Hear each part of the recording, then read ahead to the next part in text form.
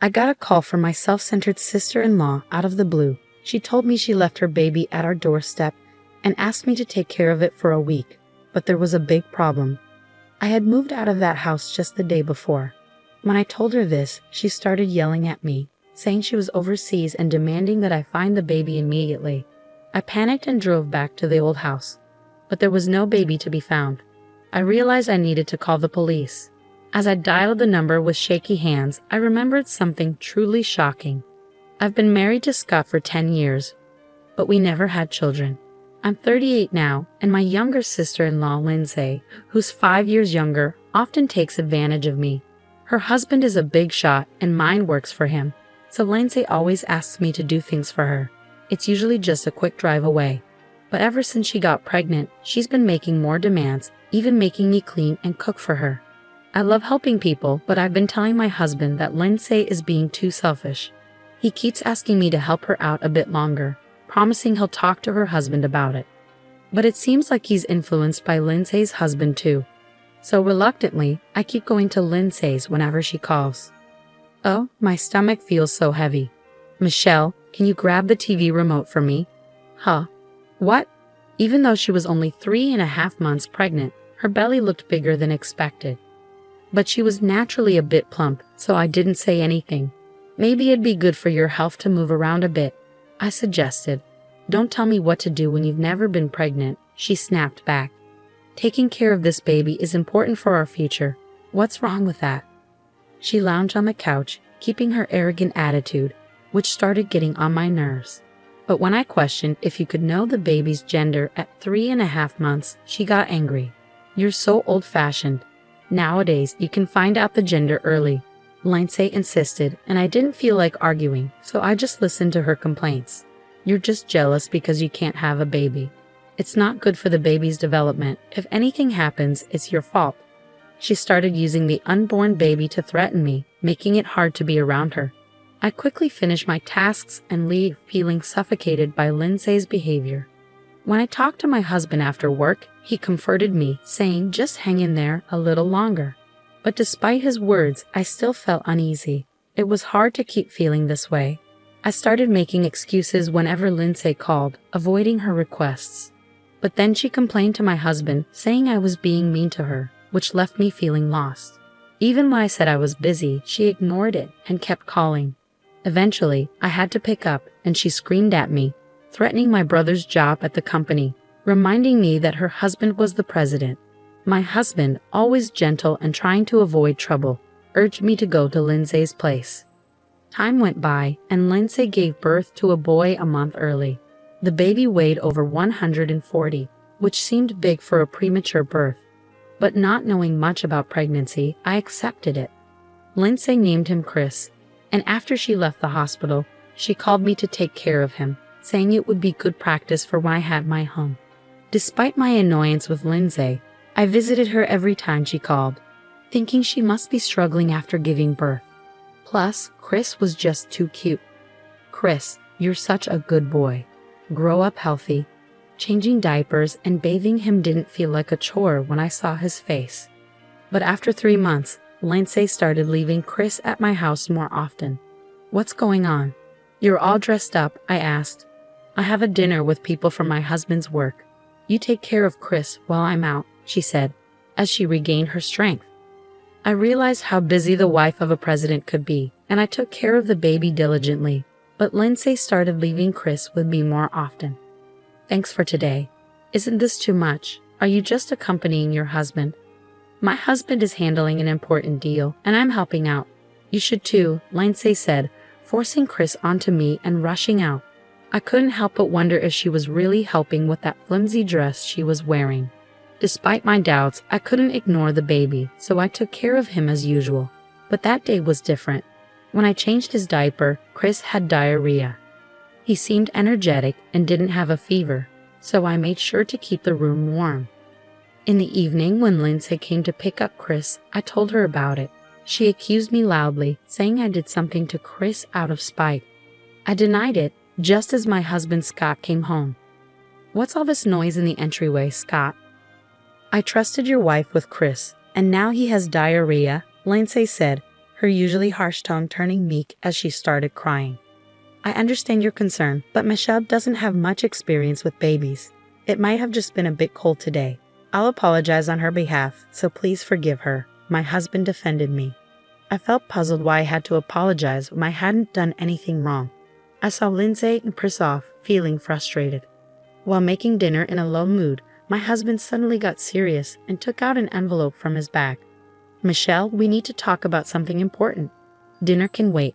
Please sit down, he said, spreading out documents on the table. The words he told me were shocking, something I never imagined. But seeing his determination, I nodded quietly. A week later, while I was unpacking boxes, Lindsay called. I left a bag at your entrance. Take care of him for a week. What? What are you talking about? Don't play dumb. It's my baby, of course. You've already brought him inside, haven't you? After hearing the whole story, it turned out that since I wasn't home, she had put Chris in a bag and hung it on the doorknob. Hearing this, I panicked. Wait a minute.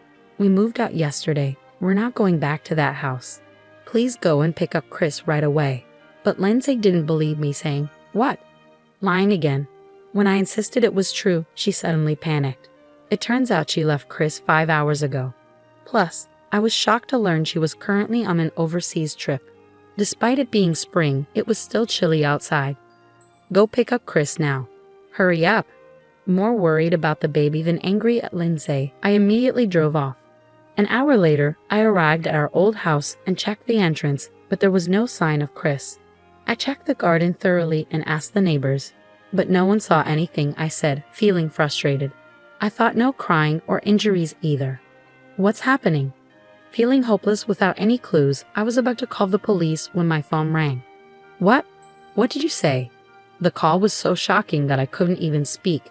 After hanging up, I was so stunned that I just wandered around until Lindsay called. He was in the eco bag at the entrance, right? He's not there.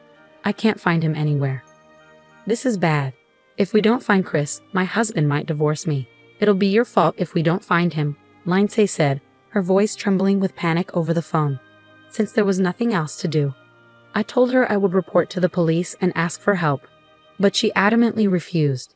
Doing that will make it a big deal, and my husband will find out. Chris' safety is more important than your reputation. Chris is just a tool to extract money from my husband, Lindsay said, revealing her selfishness, unconcerned about me. I could hear Lindsay talking with someone else. Later she said, This trip is ruined. I couldn't get a flight today, but I'm coming back tomorrow. Don't tell my husband anything. If you find Chris, contact me immediately. I'll do what I can. After I agreed, Lindsay hung up. The next day at the airport, Lindsay arrived with a man looking displeased. Michelle, what are you doing here? Did you find Chris? I came to tell you something important. Chris has gone somewhere you can't reach. It's too late, Lindsay said, panicking as I looked sad. You're lying. What am I supposed to tell my husband, you useless thing? Find a baby that looks like him right now. How can you say that? Are you even a mother? Lindsay suggested finding a baby of the same age to deceive her husband. Overwhelmed with anger and sadness, tears started to flow. But I wiped them away and met her gaze firmly. Instead of looking for a similar child, talk to this person, I said, as a woman hiding behind me, her face covered by a deep hood, revealed herself. Both Lindsay and the man with her started trembling. Yes, this woman was the wife of Lindsay's affair partner. The man was too shocked to move as his wife confronted him, yelling, You scum, I'll knock some sense into you. He pleaded pathetically, Please forgive me. But his wife was unforgiving, telling him bite down hard and then slapped him repeatedly. The force was so strong that passersby stopped to watch. After leaving the man collapsed and clutching his cheek, she turned to face Lindsay. Lindsay quickly begged and started talking fast. Listen, don't get it wrong.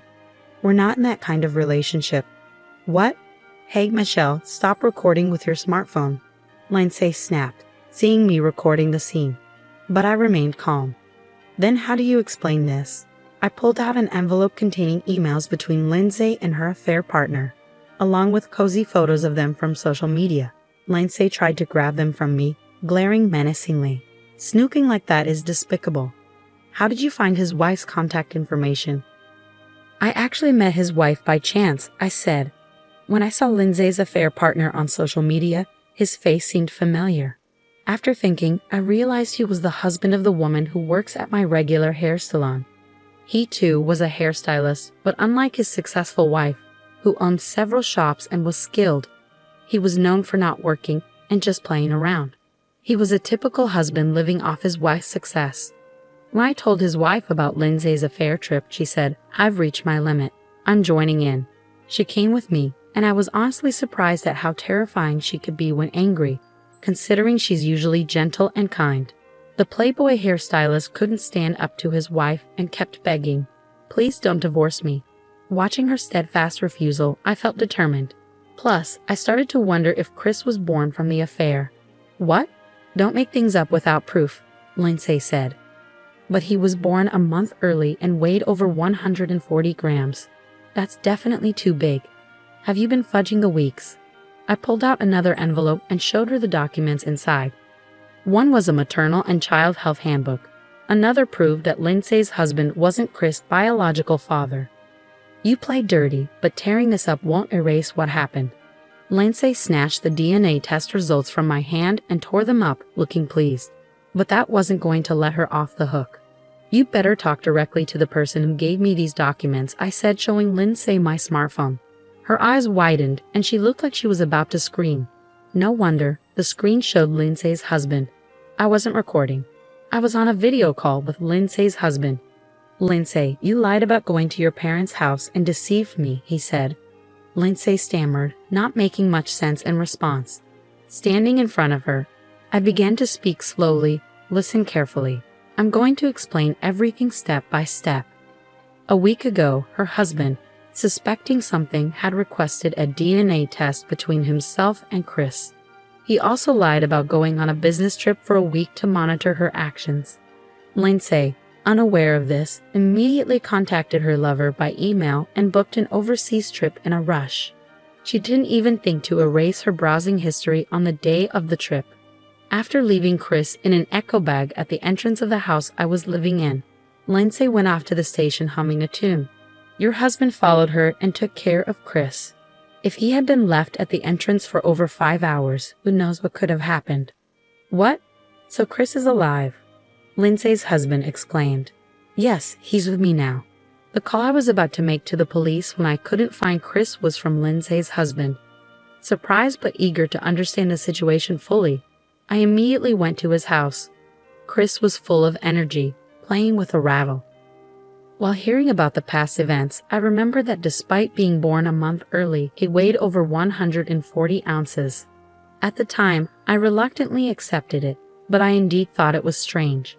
With Lindsay's husband's permission, I searched through Lindsay's belongings and found her maternal and child health handbook. Looking at its contents, I discovered that Lindsay had falsified the baby's weeks. Why did Lindsay do such a thing? Looking back at the actual timing of her pregnancy, it was exactly when her husband was away on a long business trip for about 2 months. Therefore, it was impossible for him to be the father of the baby. Realizing that she was pregnant with her lover's child, Lindsay thought she could deceive everyone by fudging the birth month, especially since the baby turned out to be unexpectedly big. That's when I became suspicious. The person who was in love, and now everyone knows about the child, started saying sorry a lot to their wife. But their wife said coldly, "You'll have to manage on your own now," and gave them divorce papers. Then she kicked her crying husband and left. She walked away with confidence. Meanwhile, Lindsay's husband didn't stay quiet.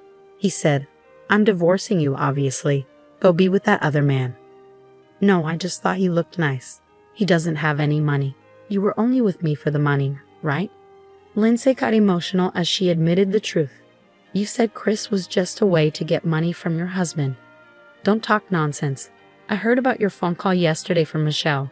I had recorded everything to make sure Lindsay couldn't deny it later." Lindsay's husband had been quietly listening until then, his face red with anger. When Lindsay was confronted with the truth, she seemed a bit scared at first. Then she looked at her phone and said, "If Chris is fine, then everything's okay, right? And even though he's not your biological child, I gave birth to him, so he's like your child." Both Lindsay's husband and I were shocked by her selfish reasoning. Thinking she had cleverly avoided the issue, Lindsay looked proud. But then her husband said, "It's over," and hung up the phone suddenly.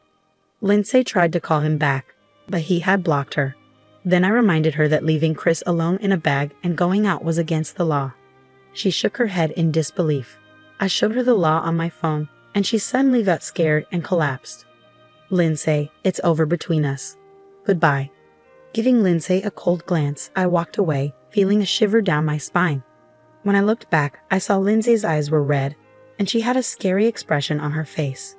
I'll tell Scott you're to blame for all of this because you moved without telling me. My husband decided to move because he felt sorry for me being used by you. He knows everything about what happened, and he never wants to see you again. Lindsay thought her brother would support her, but when she realized he had left her too, she screamed loudly. It's shocking how selfish someone can be, not once considering Chris. Stop crying and go get Chris right now. If I'm getting divorced, I don't need the baby. What kind of person are you? I won't forget what you said. Chris will never go back to you, no matter what. After cutting ties with my sister-in-law for good, I walked away with a strong determination. Later, I reported Lindsay's cruel act of abandoning the baby to the police. Although Chris was quickly kept safe, what Lindsay did was considered too heartless, and she faced serious consequences from the police. Lindsay ended up getting divorced by her husband and rejected by her own family, leaving her completely alone. She was sued by her ex-husband for leaving the baby and deceiving him, and he demanded $30,000 in compensation. Lindsay and her lover had to borrow money to pay the settlement, and because they'd borrowed from a sketchy company, Lindsay had to work in a shady place to pay off the debt. My determination was to raise Chris as my own child. When I shared this with my husband, he happily agreed. Oh, and I almost forgot to mention, I'm also expecting a new baby.